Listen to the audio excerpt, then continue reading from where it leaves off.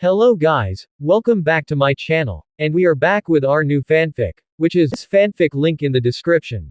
And if you enjoy this fanfic, then please press the like button, and subscribe to the channel and comment down your favorite part. Your one like and one subscribe motivates me to upload more fanfic, like these for you all. Now let's start the fanfic. A boy is seen walking endlessly into the city. He kept going past all the hateful stares of every villager. Mostly men, they stare at the poor child with a killing intent that could choke a boy his age and cry, but not him. This boy was used to it. He just stared back with a forced smile and ran as fast as he could back to his own compound. Once he got back to where he was headed, he was received by two Anbu that wore masks of a dog and a cat respectively. Naruto-sama, you shouldn't walk around at a time like this. It's almost midnight and your mothers would be very worried about you, the dog-masked Anbu told him, but he just scowled at what she said. You don't have to worry about me. After all, Kushina Oka and Minako Oka never does, but thank you both, since at the very least you worry about me. He smiled at them, albeit a little forced, and ran inside the house at full speed. What do you think, Yugao? Do you think what he's saying is true? Would Sensei and Kushina actually do that? She looked back at her fellow Anbu to seek for an answer, and all she got was Yugao removing her mask with a sad smile as she said.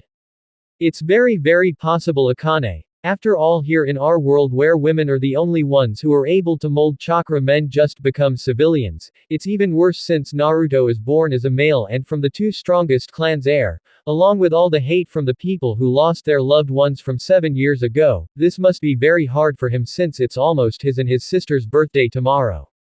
The now named Akane removed her mask to show the same sad expression. The boy was hurrying to his room, hugging a flute with all his might, and just seconds before he could open his room a voice called out to him, Oni-chan. Quote. It seems the voice was sleepy and wanted to make sure.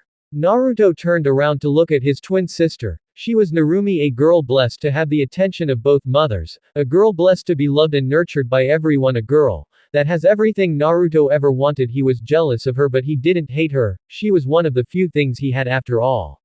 She was the one of the few people that treated him as a family. You need to go to sleep now, Narumi, he said as he patted her head and went back to his room. A family, huh? He stared down at the thing he's holding. The flute he received from a person he liked. And he smiled, a very true smile.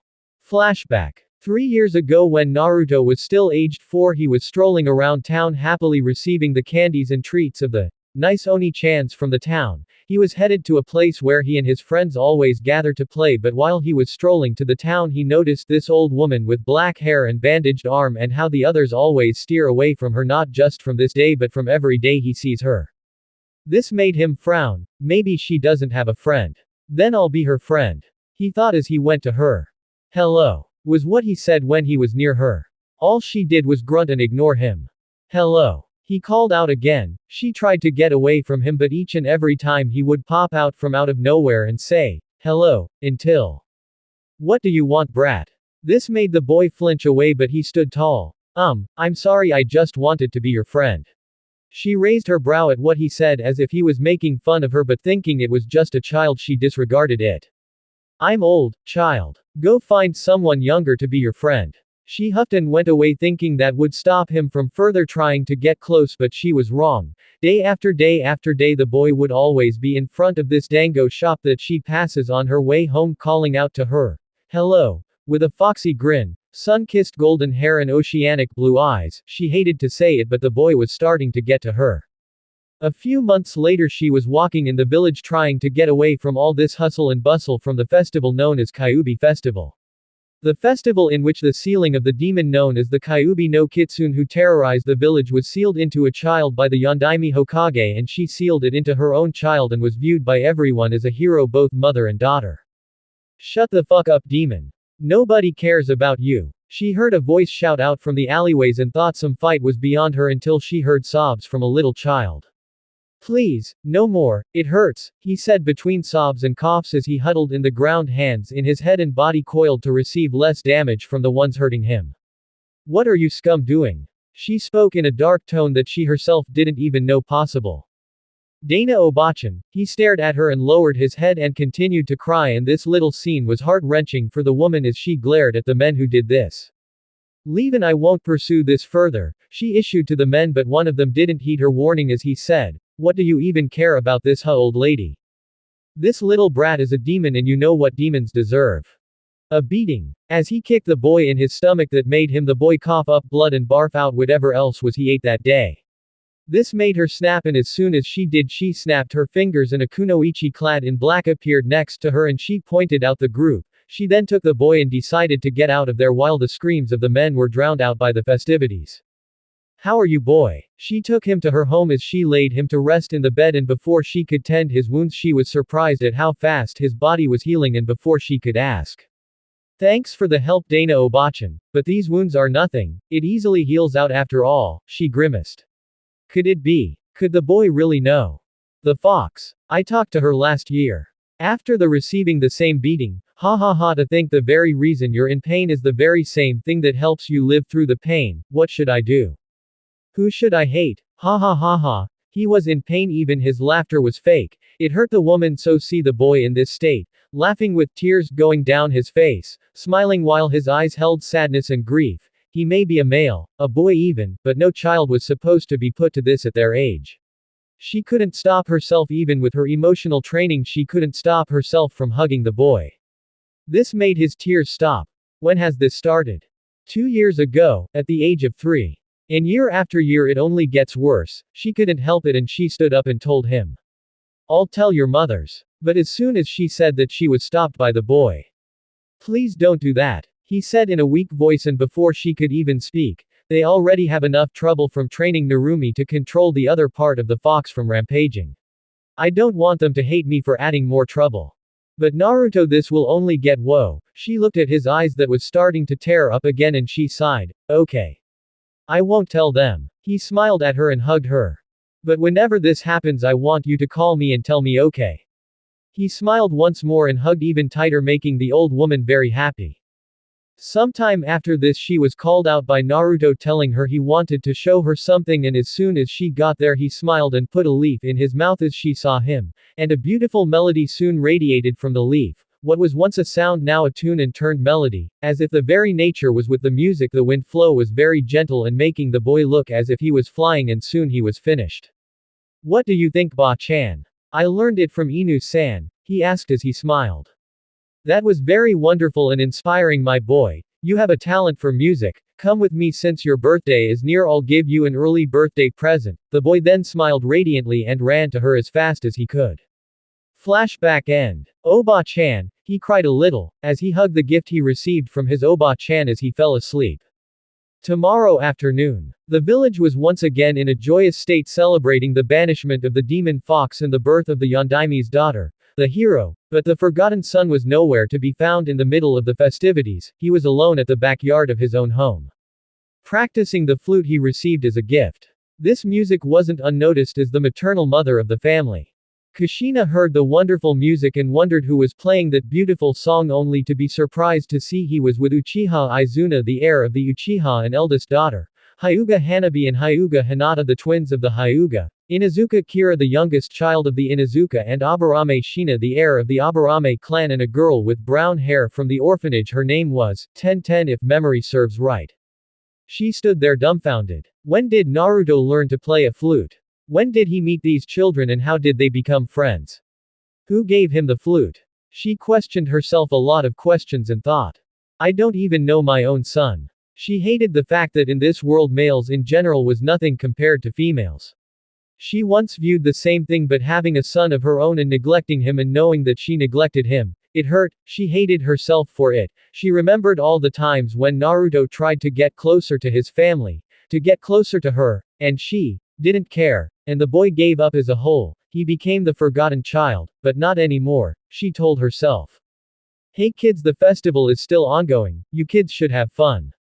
The others nodded and hesitantly looked at Naruto as he nodded as a sign of farewell and they each went on their separate ways while Naruto not once even looked at her face and went back inside the house before he was stopped by Kushina. Hey Naruto dearie, want to have ramen with mother later at 3?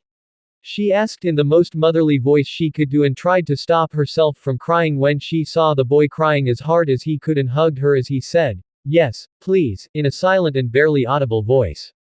She knew the pain of her son from all the neglection. As they went on their separate ways, both person were smiling happily, albeit for almost the same reason. Kushina Kachan finally notices me. This might seem as a low reason to be happy, but to him this reason meant the world to him. Maybe our family can be whole again. Kushina thought as she kept making plans on how to get the family closer to one another. She hated the reason why Naruto was neglected. Flashback. We can't do that, Minako. They are both our children and favoring one over the other isn't right as parents. Kushina yelled at her partner. But we must. For the sake of the village and the safety of this village. Naruto is a male, and thus cannot use the Kyuubi's yin chakra. But if Narumi ever loses control of the Kyuubi's yang chakra, what would it be for us then? I don't want to do this as well, but we must. Minako barely whispered out the last part as he stared crestfallen at the ground. But, Kushina tried to say something, but she found the logic and she felt the loving embrace of her partner as she cried onto her shoulder. Don't worry, once we train Narumi into controlling it, we can then finally love as a family. And even then no one will do anything to the boy after all. I'm the Hokage and he's my son, the Hokage's son, but if only they knew what he would be going through in the future. Flashback end. Later at 2:37 p.m. Kushina, sensei has called for you. The dog-masked Anbu known as Akane called out to her. About what? The annual council meeting, it seems. She shrugged as she pulled out an orange little book that was then snatched by Kushina. What have I told you about this little book? She demanded. Please forgive me, Kushina. She brought both arms in a pleading manner as she wanted her book back, and Kushina sighed and gave back the book. There's not enough time, she said as she stared at her clock. Akane, be a dear and tell Naruto that I have a council meeting and we can continue some other time. Akane saddened by the thought that Naruto was right in what he said to them before, but nodded anyways. At the council meeting, well, we are once again gathered here to talk about things that may interest us or our village. Minako stood as the head of the Kunoichi Council, as the civilian council, which is mostly made up of men, are at the farthest. I'll get right to it then. Give your pup to me. Sume, head of the Inuzuka clan, told the Hokage, and this raised a voice from other clans. Don't get me wrong, I don't care one bit about the girl. The one I want is your male pup. She shrugged and others wondered what she meant, or at least the parents of said boy did. This always happened at every meeting. The boy being fought over by each clan except the Uchiha, who sternly believes that a clan shouldn't be tainted with male filth except as slaves, or at least that's how the head of the clan Uchiha Fuko sees it. My young pup always talk about him and I say give him to me. She finished as she once again sat down. Surely you're joking. Hokage-sama, if you're going to be giving rights of your son, then give him to us. I'd gladly give one of my twins for him. Hyuga Heiabi told her. Enough of this talk. My son is still too young to be branded off to others. The way he put it made some of the clan heads angry, and the anger of a certain Dana was included. At the same time in Ichiraku's. Well, hello there, M-boy. What can I get you? Ichiraku Tsuki, one of, if not the only, male in the village that doesn't hate Naruto, asked out. I'm waiting for Kushina Kachan. And the old man suddenly smiled and said, then this year is really glorious now, isn't it? As he laughed a hearty smile and continued to talk with him when the Anbu came and told Naruto. Naruto-kun, Kushina told me that she has a council meeting today and has told me to tell you that she'll be very late and you should do this some other time. She was sad as she told him news, but he didn't expect the boy to smile as he told her. Akane Onichan, please tell Kushina Kachan that I'll wait for her here.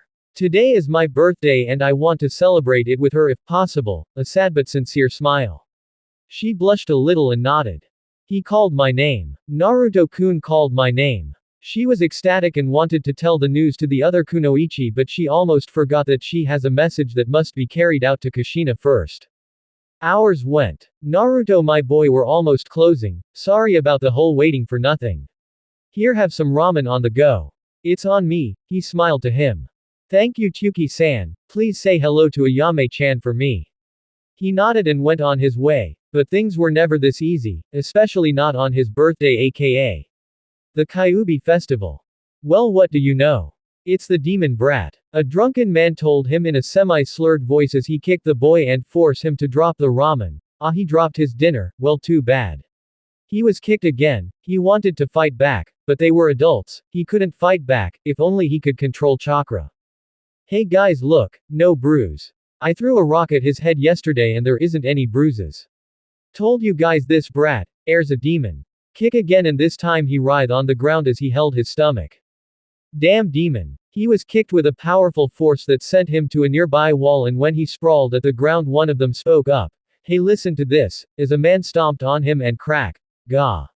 Arms weren't supposed to bend that way, the pain was too much, as he finally succumbed to the pain and lost consciousness. This isn't over brat, it's just getting started, hey, was the last thing he heard before blacking out. A day after the festival. A frantic red-headed mother and daughter were circling the house barely being held by the golden-haired paternal mother. Kushina calm down. I'm sure he's just with his friends. Calm down. Calm down. He's been gone since yesterday and you expect me to calm down Minako.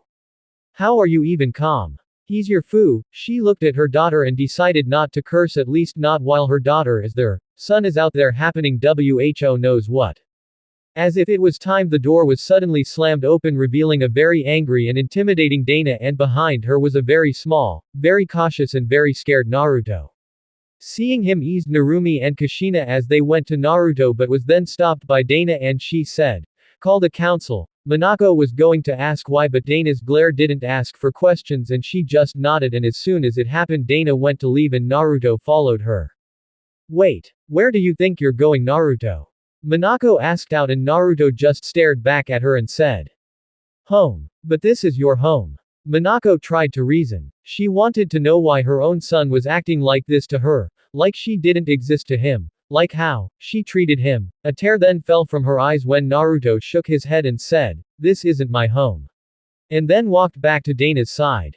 Okaa-sama, Okaa-chan, where's Oni-chan going? Was the only thing she asked, before she was hugged by Kushina and carried her to her bed but not before saying to Minako. There's no one to blame here but you, and frankly I blame myself too. As coldly as she could, she still loved Minako but, the pain of losing the love of your child was too much to care for someone even if that someone was your partner. What do you think will happen at the meeting? I'll tell whatever the hell happened to Naruto at the meeting and how he's with Dana, but it depends on you. Do you want Naruto's memory to be mild equals just some beatings like always, traumatizing equals gets beaten up and raped above all else, or brutal equals everything out of the above with more broken bones, stabs, pain, and more. This meeting has been brought to haste upon the call of the elder Dana. Minako spoke up to the others in the council as they were wondering what this was about and Minako soon spoke again. Now state your reason for the meeting. She said as she proceeded to sit down. I'll get straight to the point. I am hereby announcing to everyone here that I am going to adopt Naruto for his own safety. Uproar was suddenly in the room coming from both the Ninja Council and Civilian Council but it was soon silenced by the Hokage. Forgive me but I have not given rights over Naruto and if it's for his safety then I can easily. She was still going to speak but was stopped short when Dana yelled out. Rights. You lost your rights. That boy won't even look at you. She snapped but she soon calmed down and continued. Forgive me, I lost myself for a moment, but continuing this talk. The rights you speak of is not yours to give anymore. As a parent no, as the Hokage no less you have abandoned your own child, your own flesh and blood. I fear that if he stays with you safety won't be an issue but a funeral would be the issue. Kushina was tearing up at each of her words and Minako tried to calm her down but seeing as nothing is happening she went and continued to ask. What you say right now are in the lines of threats, show me a good reason why you think that I'm not fit to raise my own child. She was firm on her demand but Dana looked back with the same stare and firmness. If you mean raising Narumi then you have no problems, but raising Naruto, there are way too many flaws to even need to say, so I'll show everyone here instead. So if I can have the assistance of the Yamanaka to show the others my memories. She looked at the Yamanaka clan head. Proceed. As soon as Minako said this the memory scan was then started. Memory scan. Hurry the boy must be found. Dana ordered out to her subordinates and they went on their way leaving her to her own thoughts. This stupid and useless meeting took a lot of my time. If my memory serves me correctly this is the day of the year those scum hunt him down. I must get to him faster than them, please be safe. But as soon she finished this thought was Akunoichi suddenly appearing in front of her. He's been found along with others who seems to be doing the Festival of Blood, give us the signal to proceed. You have my go. But do not kill any of them, rough them up but no casualties. I want them to feel the pain they give tenfold. The kunoichi nodded and gave her a slip of paper with writings on it and proceeded to go to the directions in the paper. Yeah, stop. Stop it please. A man was being held down and sliced across his body but not fatally as per the order. It hurts. Same with this person, however this person was missing an eye, 2 fingers, and an ear. Dana only gazed at the men writhing in pain as she proceeded to walk straight to the designated area, and as soon as she got there a painful and horrible stench suddenly attacked her nose as she almost puked from the smell. No, it can't be. She hurriedly opened the door of the cellar in front of her and a sight unimaginable was seen. The boy was hung up suspended in the air with hooks that holds him, 1 hook on each hand, 2 hooks on his frail back and 1 hook each of his sides. To make matters worse, that was just the holders. There were various things on the boy that could easily be seen as disturbing. A target inner circle seen on the boy's fragile and young body with 5 darts stabbed in it, ironically having one of the darts in the exact middle of the target, a knife stabbed in his leg, his face full of cuts and bruises, but the worst yet was the long katana stabbed right through his neck and the saw in his leg halfway to cutting up the said joint.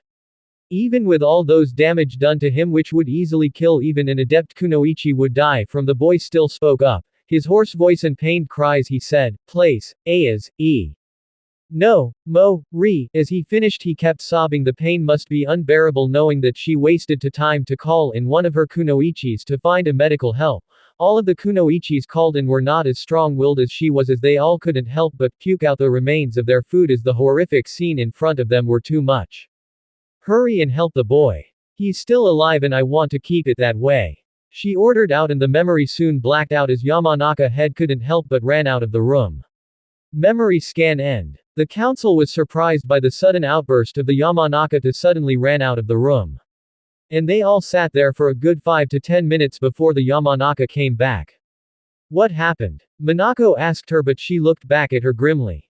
I don't think you all should see this, but as this is an evidence, I must show it to everyone. Just a fair warning, I will not show this until everyone here has a trash bag near them. The council was flabbergasted at her request, but they were all given a bag each and the memory was then passed on to the others, and it was safe to say that the warning came in handy as almost all of the people inside had lost their bowels at the horrific memories they saw. This seems more than enough as evidence and reason for me to take Naruto. But that's impossible. Just this morning you showed to us that Naruto was well and normal. Minako tried to fight back the tears that was about to fall from her eyes as Kushina was already crying. She needed to be strong for both of them. I'm sure everyone here knows of what's inside the boy, so I won't have to hold back. The boy has the yin chakra of the fox inside him, but being unable to wield chakra, the fox then uses the chakra to strengthen the boy's natural healing rate. He can live from otherwise fatally wounding attacks, but he is not by any chance an immortal. I would not hand the boy to parents who would disregard their own child's safety for the other child.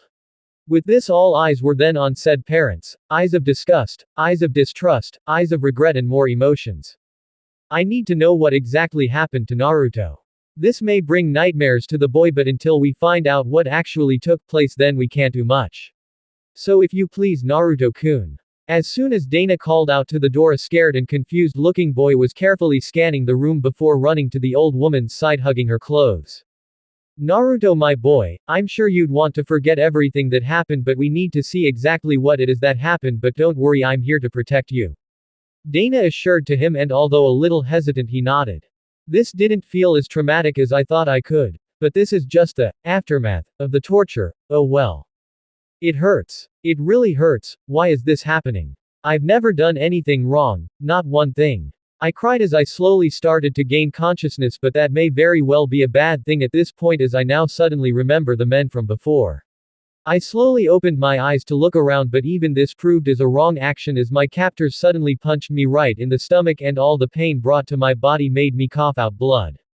So the fox is awake now, it seems. I looked at the man who punched me and saw his smile, that evil, angry and destructive smile. Why won't you let me go? I tried asking, knowing full well as was useless, and the man only scoffed at me and said, the other people in the village may be fooled by you, but those of us who aren't will be your bringer of punishment. You will pay for your sins. He yelled out to me as he kicked me as hard as he could in the right side of my face. I just want to go home. I want to get as far away from here. My wishes are useless however and I know it. What sins? I'm just a kid. I've never even done anything to any of you. I never thought this could anger the man but it seems anything I say is offensive to him and to the others as two more men started to walk towards me.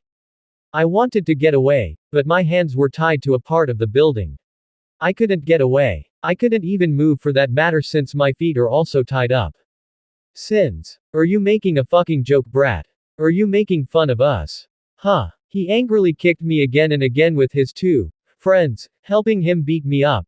Kick to the face, punch in the stomach, punch in the face that surely broke my nose as it was now bleeding. Oh Cammy. This hurts so much. I cry once more but it only seemed to fuel their egos as they intensify the pain they give me. Stop lying. Everyone knows you're the fox brat. You and that sister of yours. I ignore all pain as hard as I could at what he said.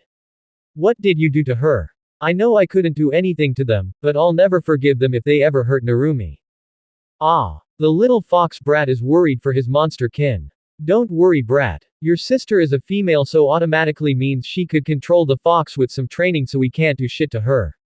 I unconsciously heave a sigh of relief, but someone who may very well be another fox that can't be controlled however must be dealt with. He yelled as they once again hit me over and over again. Stop that you three. A man yelled out to them as they stopped. I'm saved or at least that's what I thought but the man suddenly stopped in front of me and said. You're going to make him faint again. And that will be no fun if it happens you know. Luckily I got this little energy pill that will push the limits of the bodies. He showed them as he suddenly punched me in the gut forcing me to open my mouth as he just threw it there and I reflexively swallowed out of pain and as the man said I had been filled by this unexplainable energy as I slowly start to shake. Oh. Looks like it's working. He ecstatically shouted. What? Did you feed me? I couldn't stop the shaking. I'm scared. Someone please help. My question went on deaf ears however as they only stared at my shaking and scared body. Man, this is a lousy way to tie him up. Lousy. I'm tied up like some caged and caught animal and they still think this is lousy. Why is this always happening to me? What do you mean? The tying ain't good enough. Yeah, go get the hooks, this will be fun. He suddenly looked back at me laughing as menacingly as he could. I instantly know that for the first time in my life. I hate this person.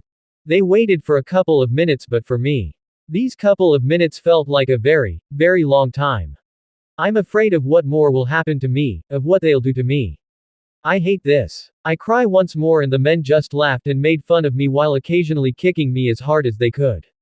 I venture away from consciousness but every time I do I get brought back by whatever the pill that man forced me to swallow. I almost cried again but remembered that pain soon follows so instead of crying I closed my eyes trying to block out everything, every little thing in this room. All I could taste and smell was the gut-wrenching, disgusting smell of rusted iron. The smell of blood but there is nothing I could do but wait for whatever they are planning to do to me. And soon I heard a door open and the man near me walking away. Got the hooks man, he yelled out. If I could close my eyes more then I would probably have done so. Excellent, he was more than happy to have heard that news but for me I figured, it's going to be more painful as I try to hold out on closing my eyes. Mind telling us what you're planning? The man only laughed at his question as I hear the door close and footsteps get nearer and his laugh getting louder. I could tell you. But where's the fun in that? He said as he stopped right in front of me. I still have my eyes closed but by the closeness of his voice I'm sure he was that near. It's more fun to just show you right. Now remove the ropes in his hands and don't ask questions.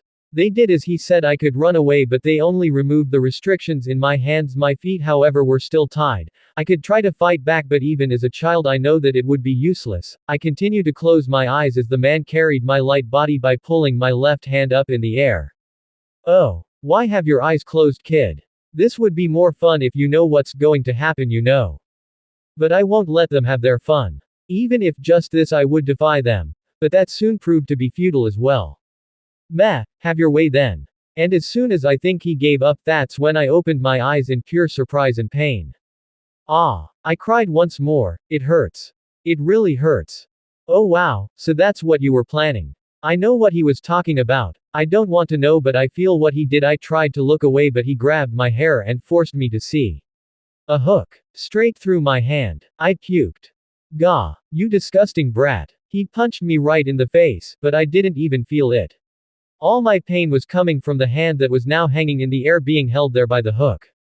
But this was soon forgotten as the man once again took my other hand and put another hook in. Oh Kami.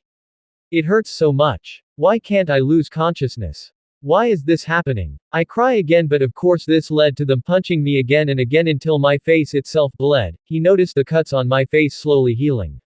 Hey guys, look. He beckoned to the others to come nearer, and as they did they stared into my face and noticed it too.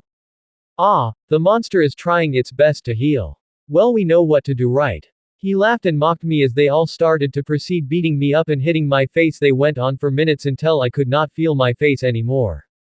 That's enough guys, let's continue with the hooks. He went behind me as he plunged 2 hooks onto my back slowly and as painfully possible. I wanted to scream, but my swollen face didn't allow it.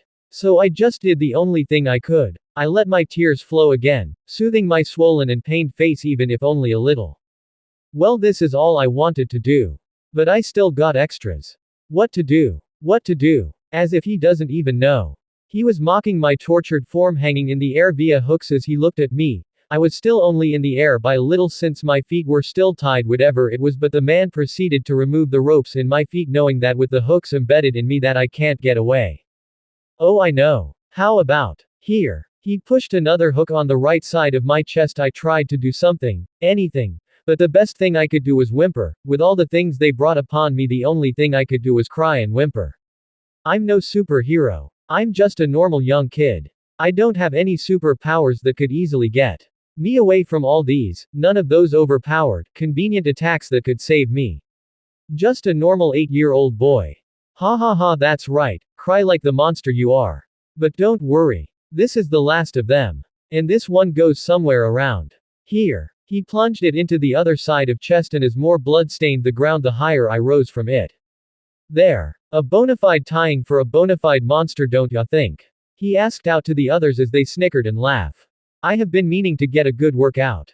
Tag out. The man who hooked me moved out of the way as another one got nearer, cracking something. I braced for more pain as he stopped and proceeded to punch me non-stop. He didn't stop for almost 5 to 10 minutes, and when he did, someone yawned. This is boring. I don't even know who's talking to who anymore. My swollen eyes can't see anymore right now. I've got some darts. Want to play? Sure, but where's the board? Look behind you. The men laughed, and then I felt someone remove the shirt I have, and I felt something cold touch my battered skin and body. It was red from the looks of it. It was my blood. There. Who's ready to play? And their sick fun continued as I felt each and every dart impale to my body and get removed, only to be once again be impaled. This lasted for a long while. I gave up trying to do anything. As long as I don't show any emotion, they'll lose some of their attraction towards this act. Man, this is boring. The brat won't even do a thing. Ya think we killed it? Nah. That's impossible. Look, he's still breathing. Hey yo. You alive, brat? He punched me right in my face again, but I didn't do anything. A little bit more and they'll give up. Hopefully. This isn't any fun without him reacting to our judgment. Got any ideas? I still hung my head down in hopes they'll lose their fixation on this torture and just end me already. You're right. This is boring. Get me that saw. It's about time we finish this. I still have to get home and feed the tiger. At last. It's almost over. You know. My tiger loves meat. You fit just perfect. Now let's get started. Now, everything will be almost over. AAAAAARRGH. It hurts. I couldn't do anything but scream. Gah. This damn brat is way too noisy when we don't want it. Someone silence this shitty brat. Ah. I tried to scream the pain away, but then someone forcefully held my head against something hard. Wood was how it felt. But this wasn't what silenced me. What silenced me was the sudden stab of a sword through my throat like. Whoa man. That's a nice sword. Went to him like a hot knife through butter. Yes. Like that. And as painful as all this happened to me. That pill still gives me enough energy to somehow force me awake. It's weakening, though. I can't feel much anymore. All that's left to my surroundings is the maniacal laugh, tear, and the smell of blow. OD. So, this is the ends, huh? Finally, I can rest. Shut your mouth, Kit. Who's there? Please no more. I can't do this anymore. Don't worry, Naruto. It's me. It's only me. I looked at the voice and it all came back to me, it's the Kyuubi. I stared at her wondering why she even bothered calling out to me, but despite the clear confusion on my face she laughed and told. You shouldn't just give up like this, Kit. You still have friends who worry for you. And there's also your sister, remember. She's right, but I can't escape. There's no hope anymore. Even against my downtrodden look and visage, the Kyuubi still laughed at me. Kit, there is always a chance. Right now I'm doing my all to make you live. The least you could do is try to live. But, if I do live, then the same things will keep on happening, day after day, after day. I looked down again on this empty space in what she called mindscape. I'm not the only one who's helping you live, remember that, old bat. Dana Obachan. She nodded and told me. Now call out to her. Wake up and call out to her, Kit. She told me as she came out in front of me. Her giant figure with her face in just a touch. Thank you, Kyuubi. I hugged her face for as big as I could, which isn't really that big since I was still a child and she very, very big. I'll see you sometime again, Kit. Hopefully not at the same predicament. And everything came back, the senses, the pain, even the sword in my throat. But I still see another figure. For as loud as I could, even if it's impossible, I'll still try. I called out to whoever this is. In my mind I was calling out for Dana Obachan's help, but for the least I could try to stop this person. Place, Ayaz, no, mo, re. And I lost consciousness again, but not before hearing her voice. Thanks for coming for me. Dana Obachan. End of POV. The Yamanaka head, having learned her lesson previously, had a trash bag near her. Of course, suffice to say she didn't actually release any waste, but the action itself was needed to relieve herself of whatever she saw.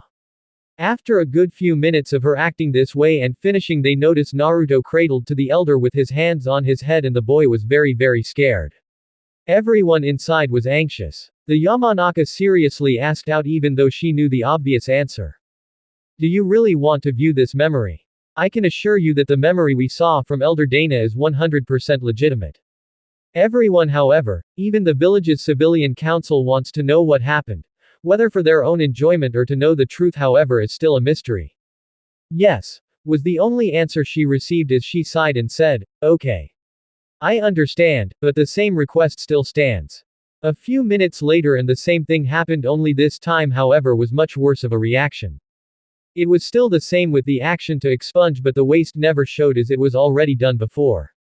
But how it was worse though was how the clans looked grimly at their Hokage and her partner, with the Inuzuka clan head jumping straight to the Hokage but being stopped by the Hyuga clan head saying, "She is still our Hokage for better or worse, so I advise against it." She was thinking of doing the same thing but decided against it. The Inuzuka, having reached the boiling point, bolted out of the door, growling in anger. Everyone knew better than to stop a rampaging Inuzuka, so they let her off.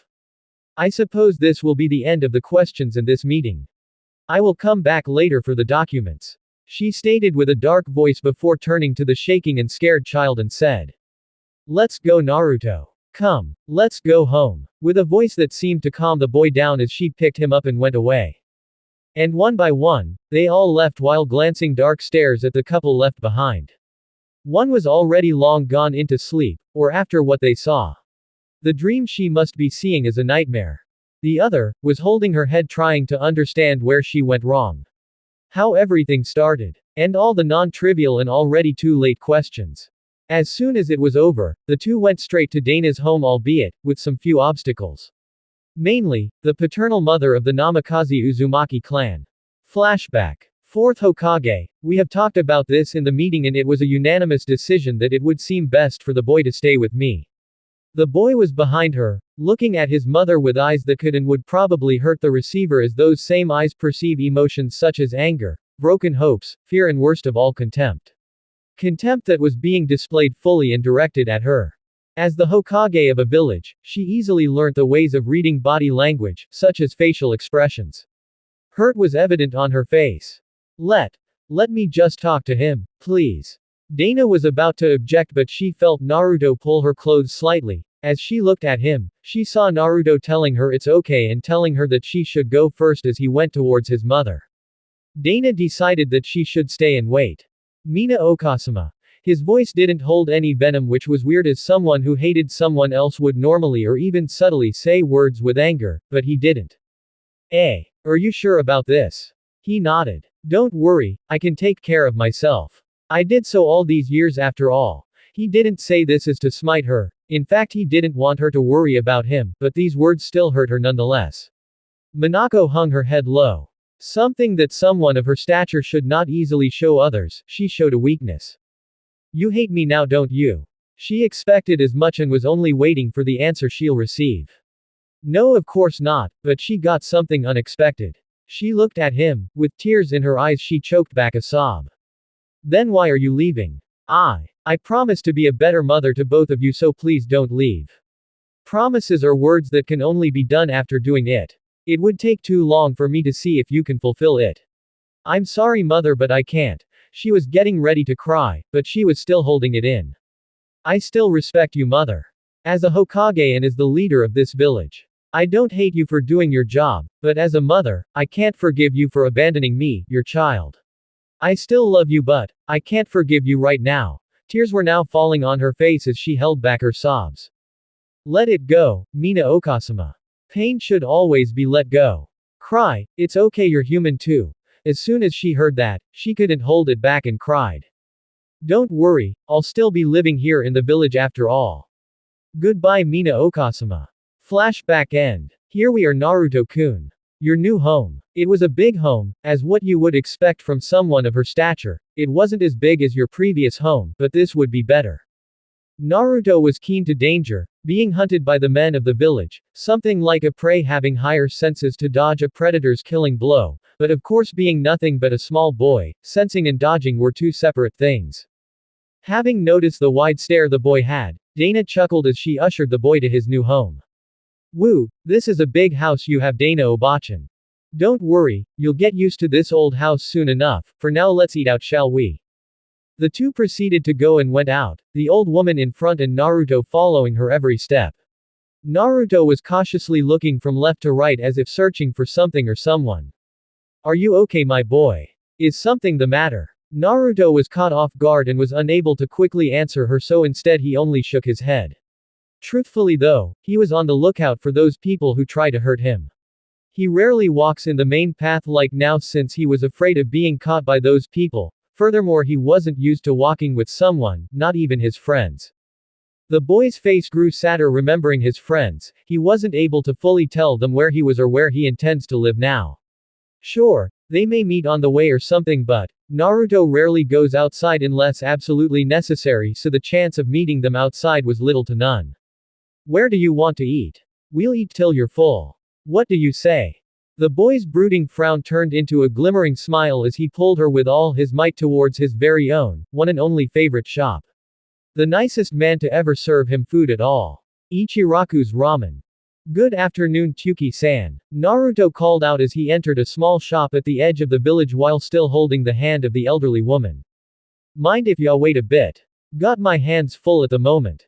Ayame went out to deliver orders and customers have been flocking in.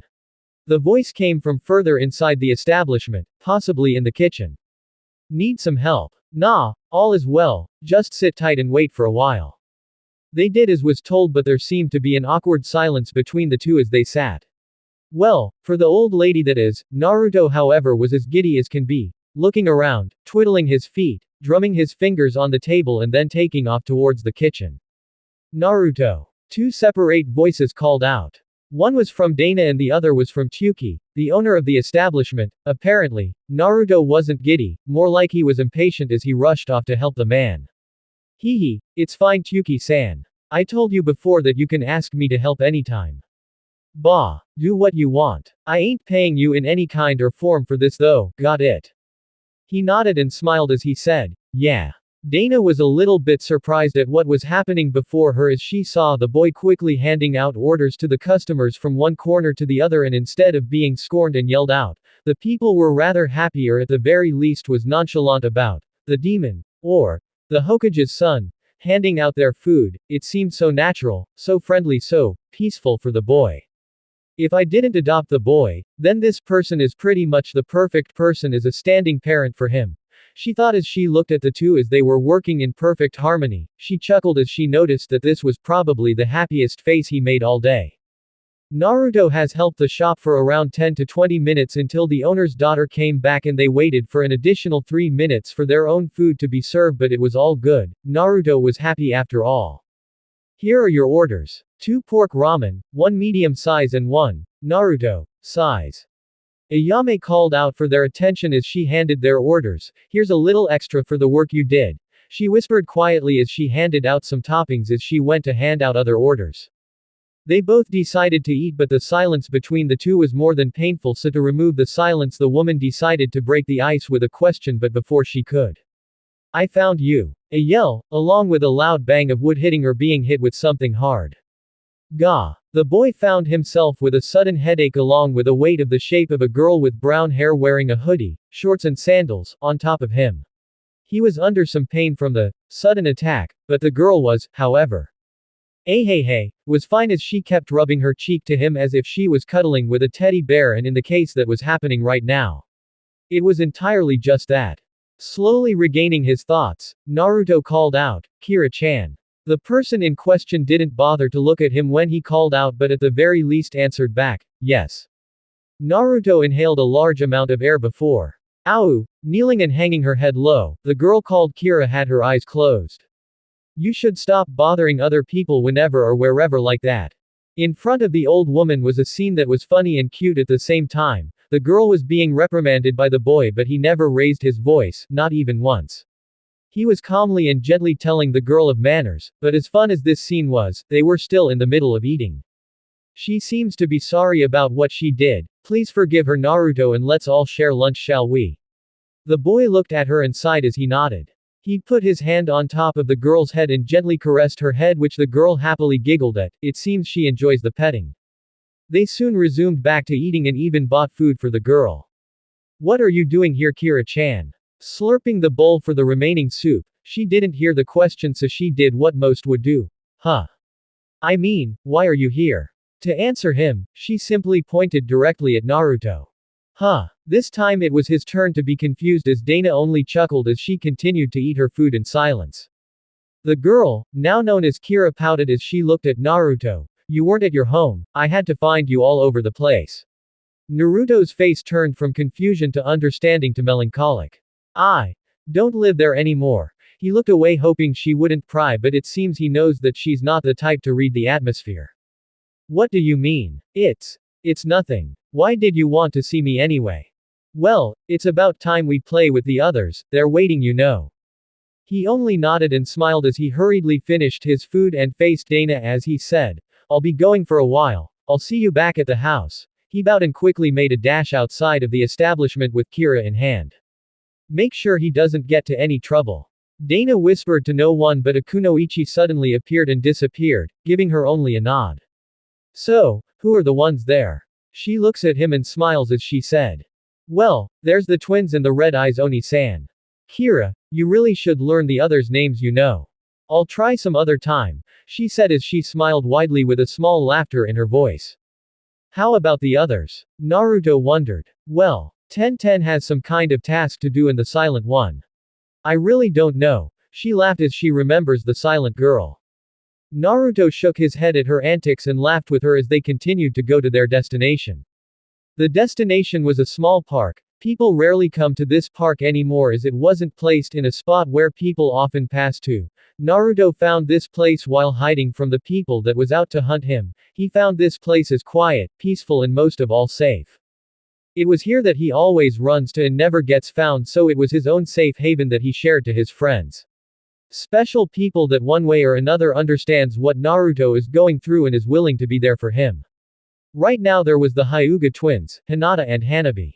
The three of them met at a very unlikely place, and that was when they were still around 4 years old. Flashback. Another party. Great. Time for me to hide.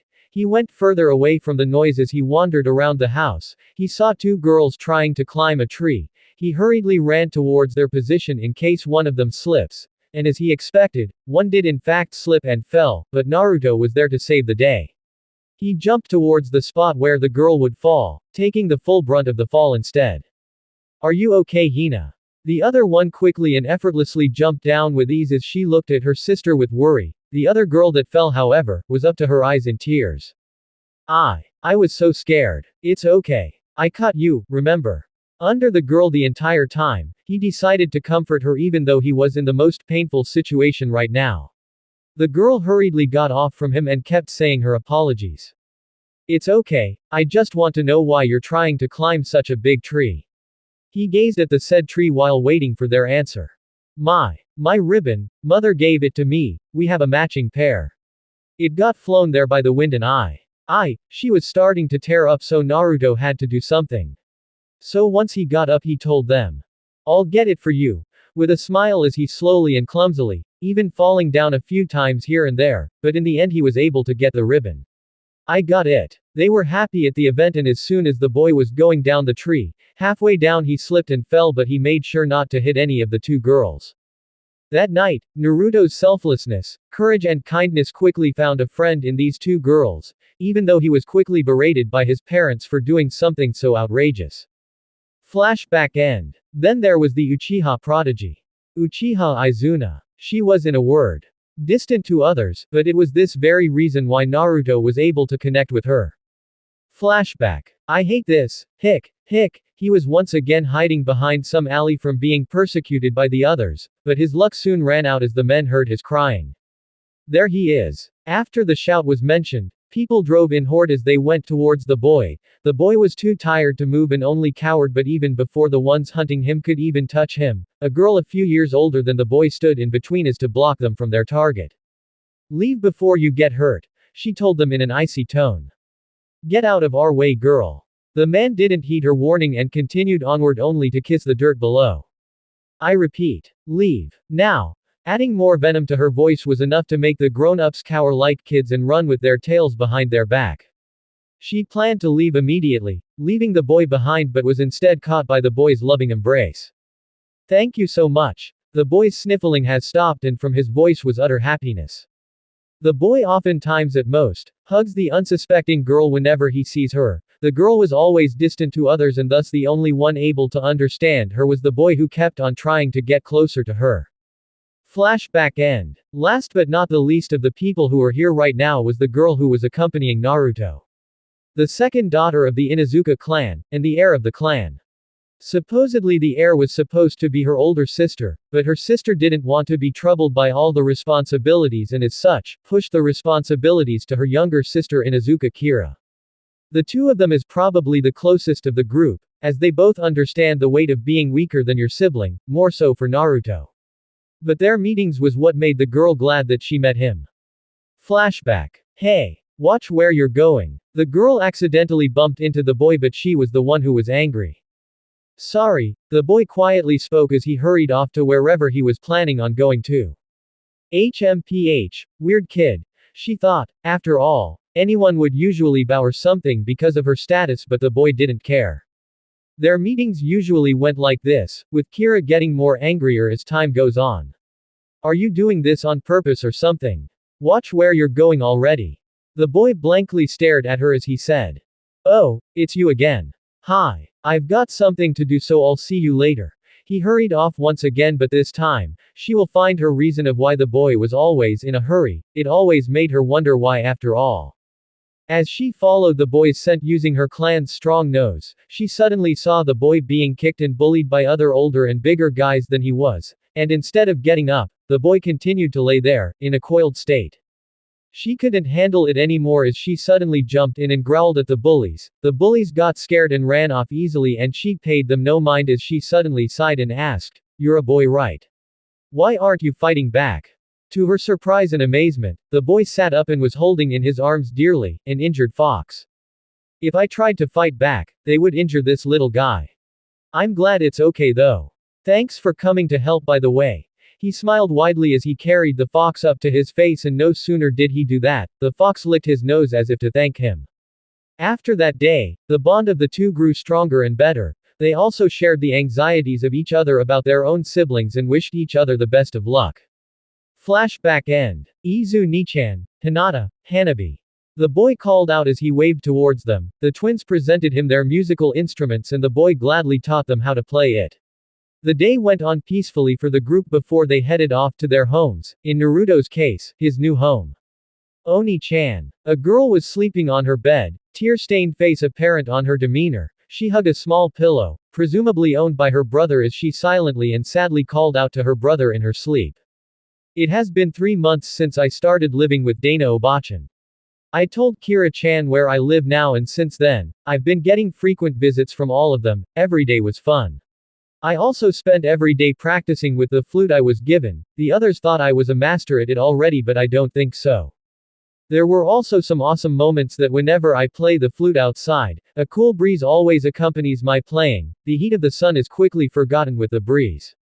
Right now, I was teaching Hinata and Hanabi intermediate songs with the flute. I feel as if I'm only distracting them from their ninja training though. They told me the opposite though.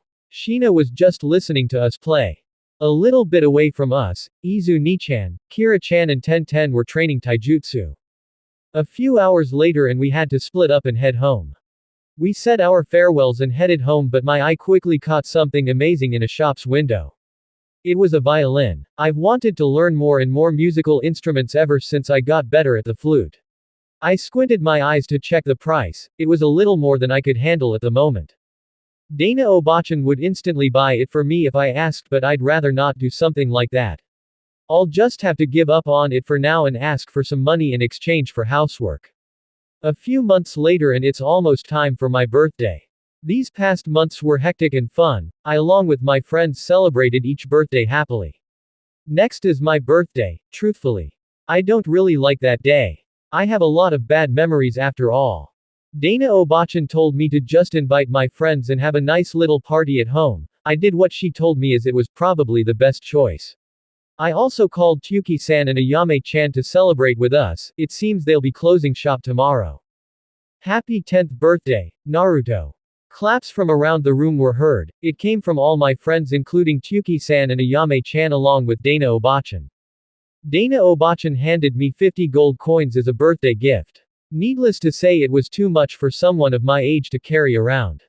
Even just 1 gold coin can feed me ramen for a whole month, 3 times a day. And I eat a lot. I hugged and thanked her as I hid the money in my pocket. Tsuki-san and Ayame-chan gave me a very big bowl of ramen as a gift. It was big enough to feed at least 3 people. I can eat this easily. I thanked and hugged them as well and began to chow down. Naruto-kun. We just had dinner though. Shina went closer to me as she told me this line. I'm always ready for ramen. She giggled at what I said as she handed me gift. Obviously this was gift wrapped. Can I open it? As soon as she gave the, okay, sign, I immediately went to opening it and what was inside was a flute mouthpiece along with a few music scores. I laid the gift aside and stood up facing her as I thanked and hugged her. She was strangely fidgeting around so I quickly let go as I thanked her again. Ten-ten also gave me musical scores along with some chocolates. I thanked her as I hugged her. She seemed to lock in place and fidgeting as I did though. Next to give their present was the twins, Hinata and Hanabi. They gave me a clumsily knitted scarf. It was striped with the colors black and orange. I wore the scarf as I did the same thing I did last time, but strangely, they too were fidgeting. I wonder why. Izu Nichan walked up to me and told me to close my eyes and wait. I did what was told and as soon as she said it was okay to open my eyes, I was surprised.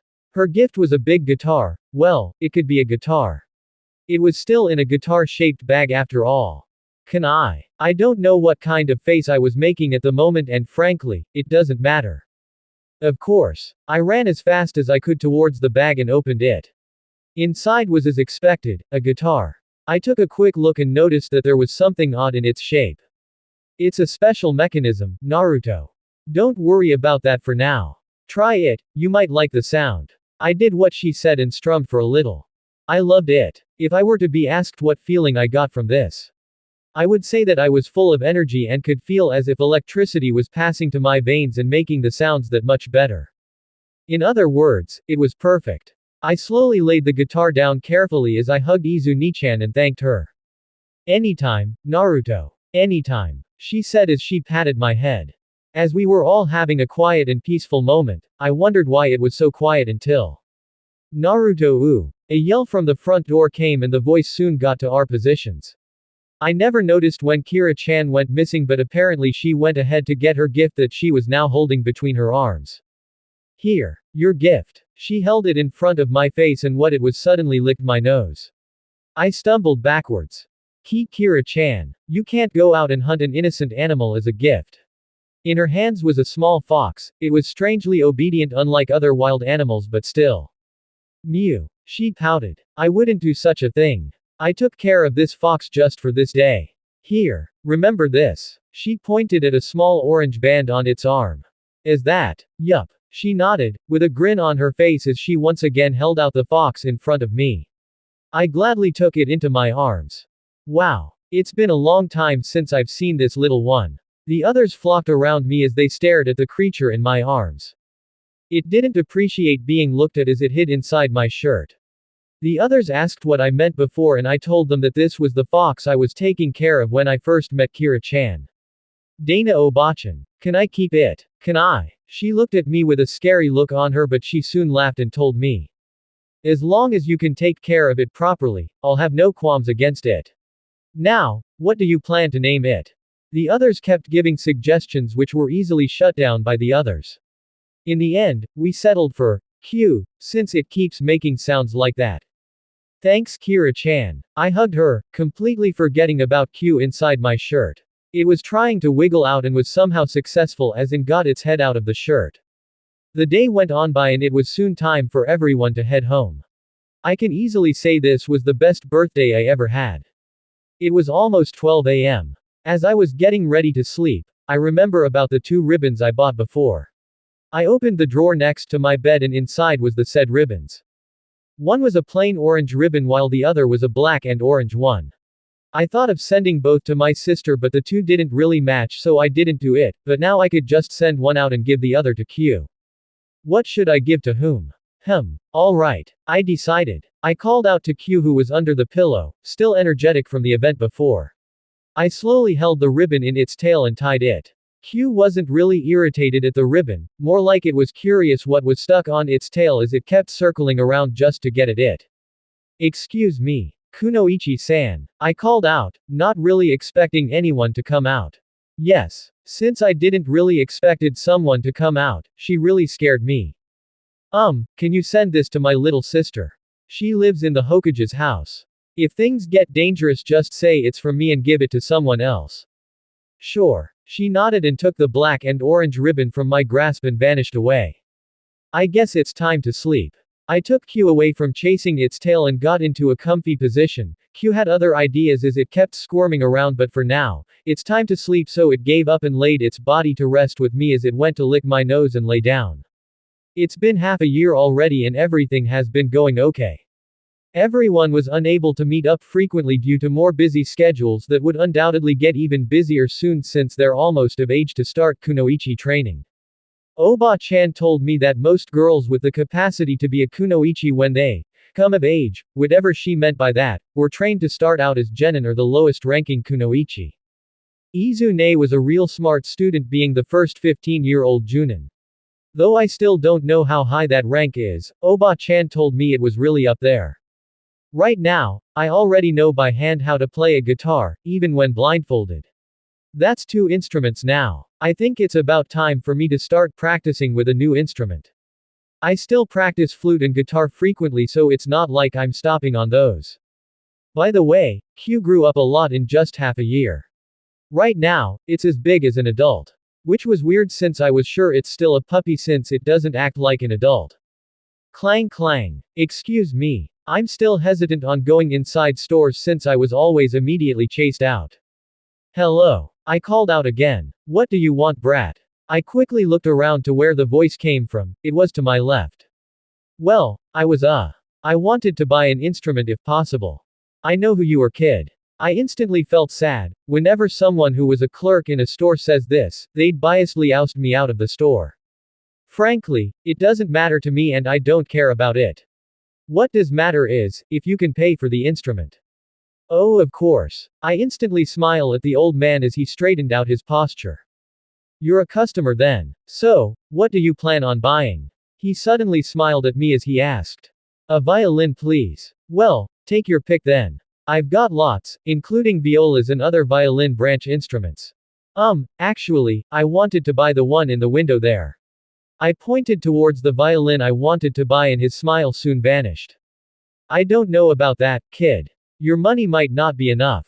I have enough. I looked at the price months ago. Even though I told him I had enough money, his face was still devoid of the smile he once had.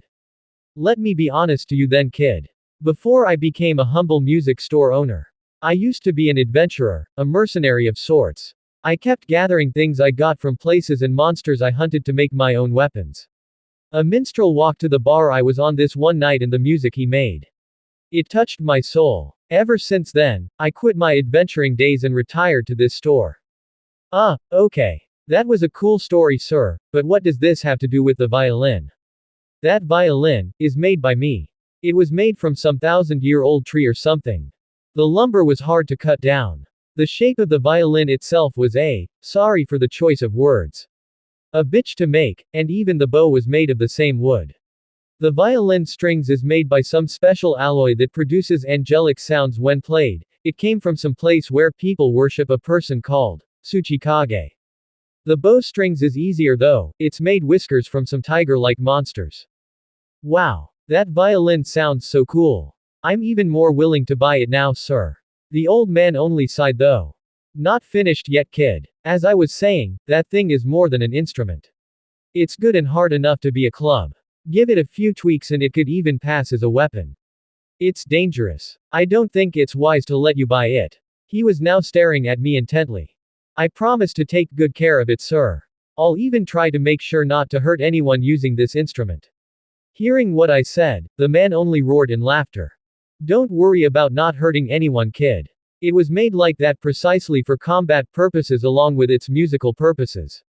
I'm willing to sell it to you as long as you take care of it. With that, the deal was good as done. As soon as I got it in my hands, I tried doing what I did with the guitar and plucked the strings one by one. The sound was heavenly. Kid, do you even know how to play that thing? I told him no. He sighed again. Okay, how about this? The price for that violin is unanimously cheap for something with those ingredients used to make it. The materials alone will cost about 1 to 200 gold coins, but the violin is cheaply sold at 15 gold coins, 25 silver coins and 25 copper coins.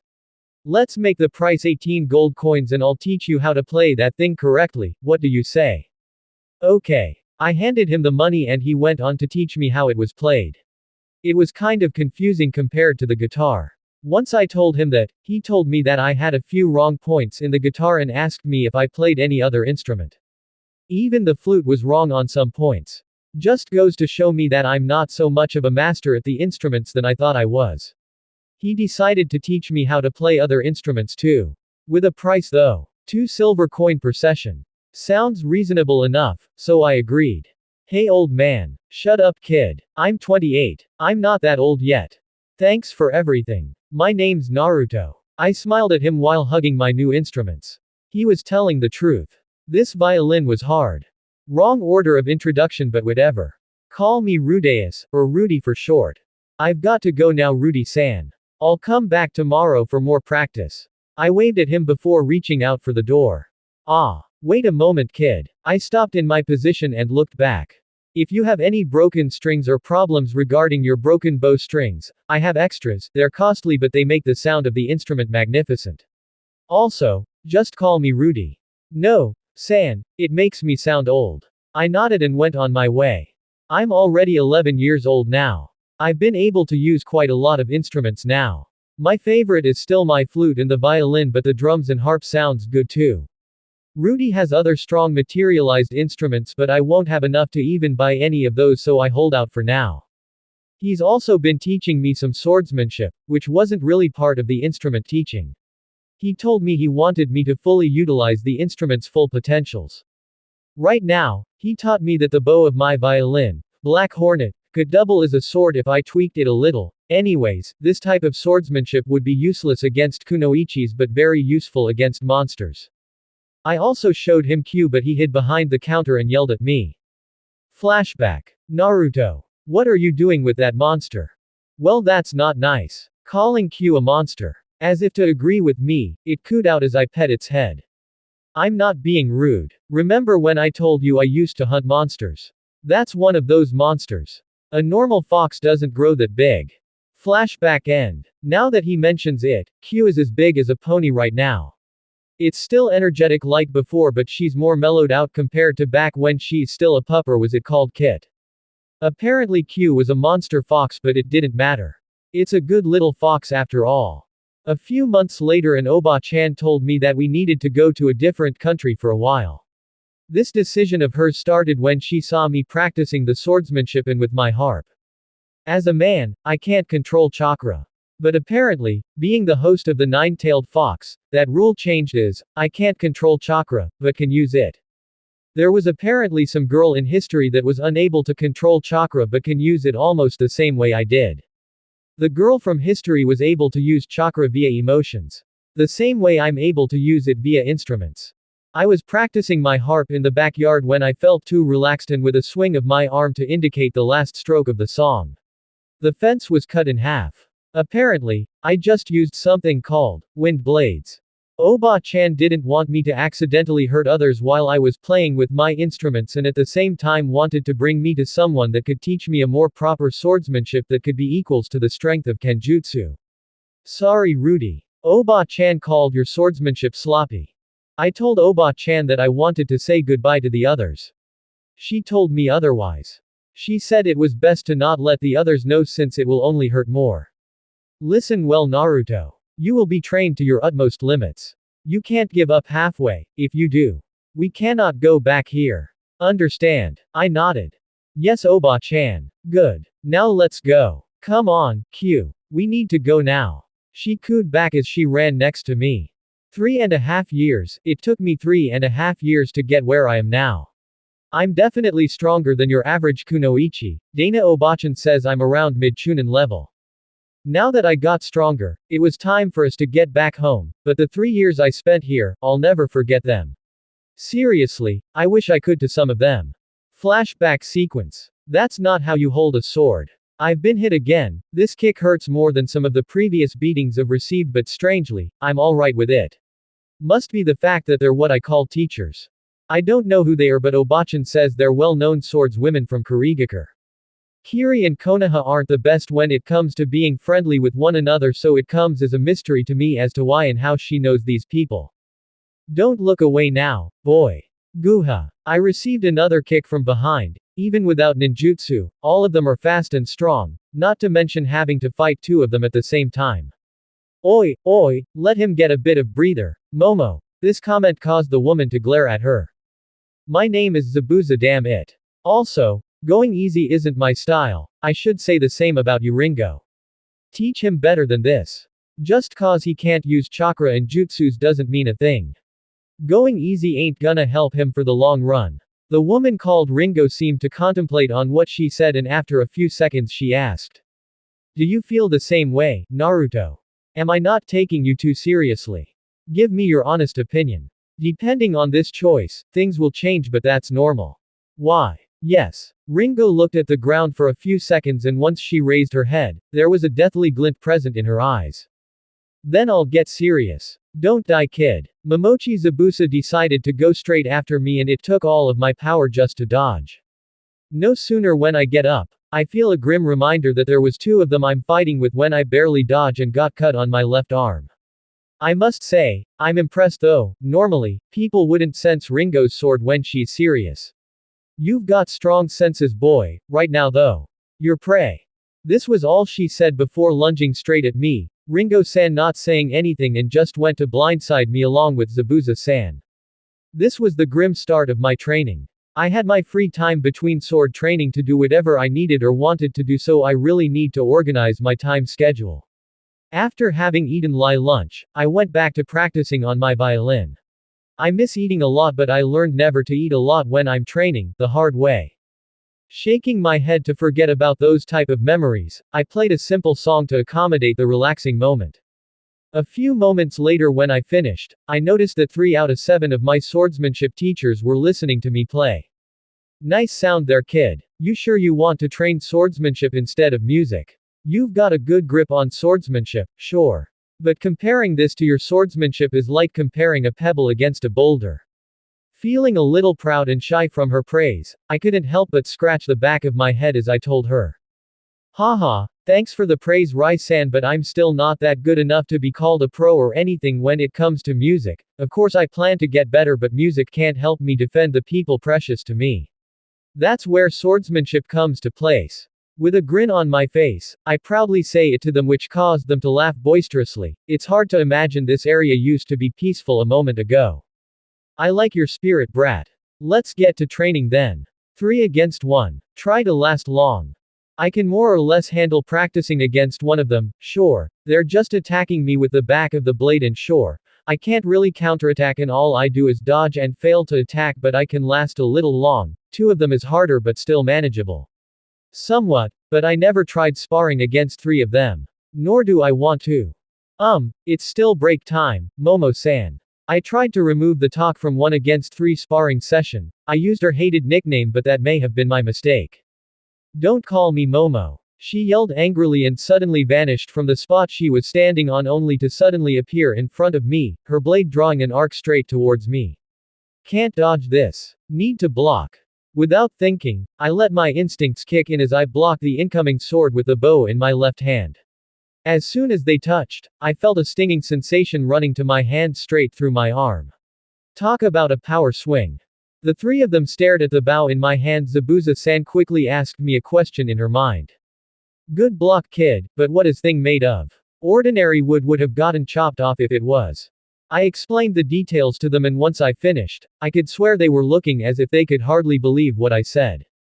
I'll explain. You see, the man named Rudeus.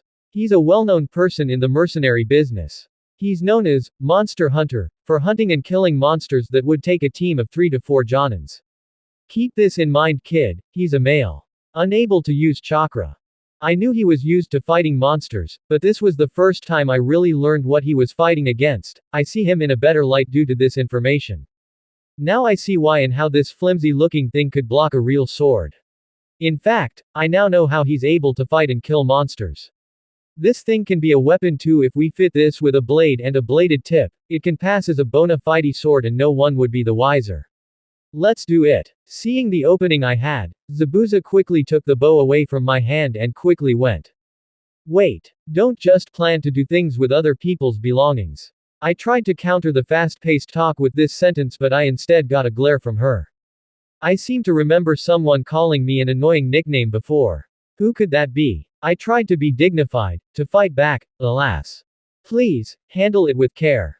I folded. Of course. A few days later, I saw the bow back. On the tip was a blade meant for stabbing, but that couldn't just be all of it. It felt heavier than normal, but Zabuza never told me all of the details that she did to my bow. As revenge, I call her as Momo in my mind.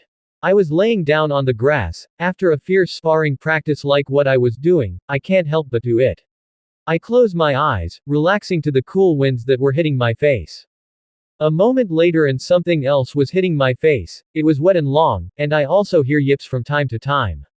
I opened my eyes to see an overgrown fox in front of me. Hello, Q. I received a yip in response before it went towards the location it was going to. I noticed the thing in its mouth and quickly recognized it as tonight's ingredients for dinner. I also noticed the black ribbon on its tail and it instantly reminded me of someone. Narumi. I left the house when I was young and we rarely talked to each other after that. I don't know. I was running away from her. She tried to talk to me a lot of times, but I was scared to interact with her in person. For all the things I've said, I don't really think that I could become a family with them again. I'll try to patch things up when I get back, and then. No more running away. Hello Naruto, are you done practicing the elemental control?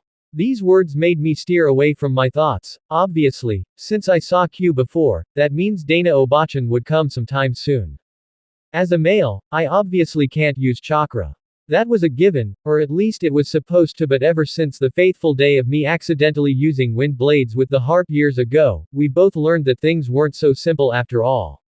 Thanks to the fox's chakra, instead of can't use, it became can't control. She started teaching me about anything chakra control related, but it was all for naught. Apparently, I still can't use chakra except for the nature's chakra. She asked me what I felt before when it happened and all I told her was that, the wind's nature to turn from a normal breeze to a strong gust.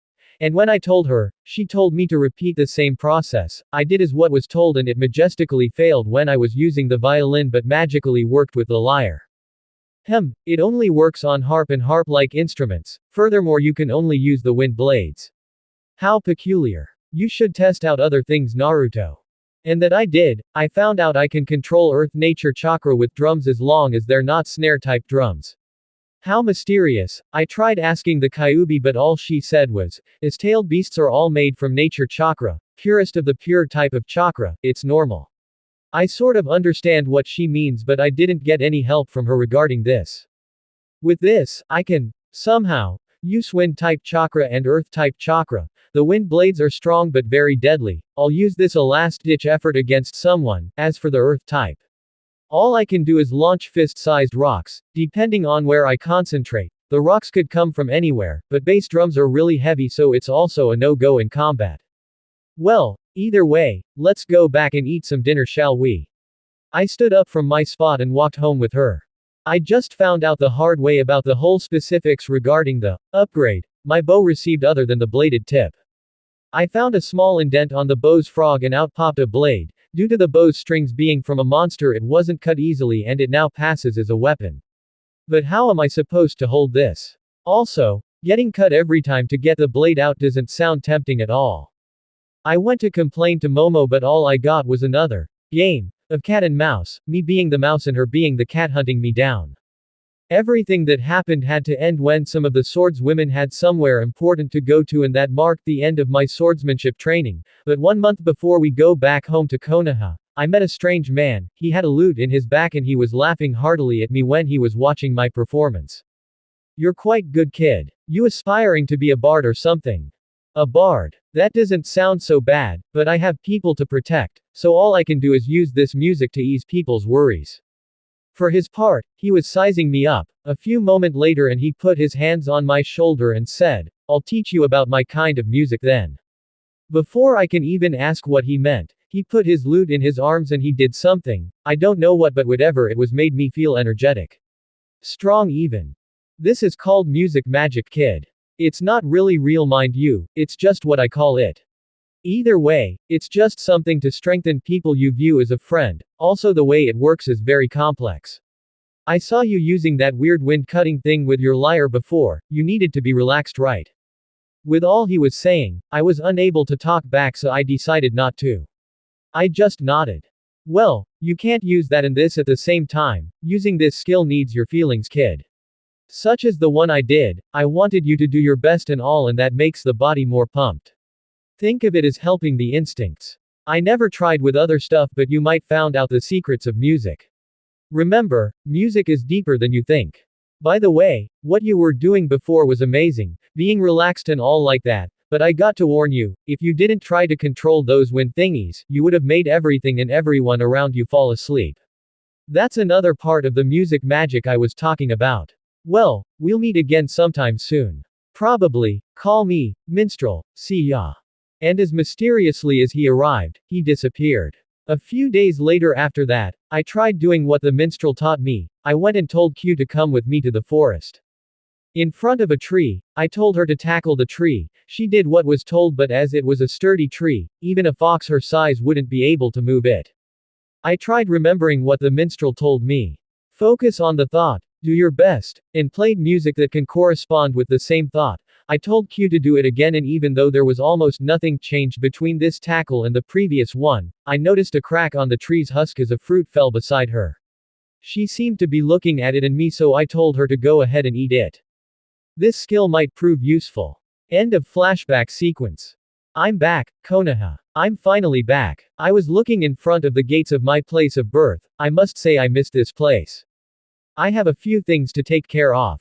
You go on ahead of me. I nodded and quickly went towards a specific place. The hideout. When I arrived, no one was there. Obviously, since they were busy starting out kunoichi training and all.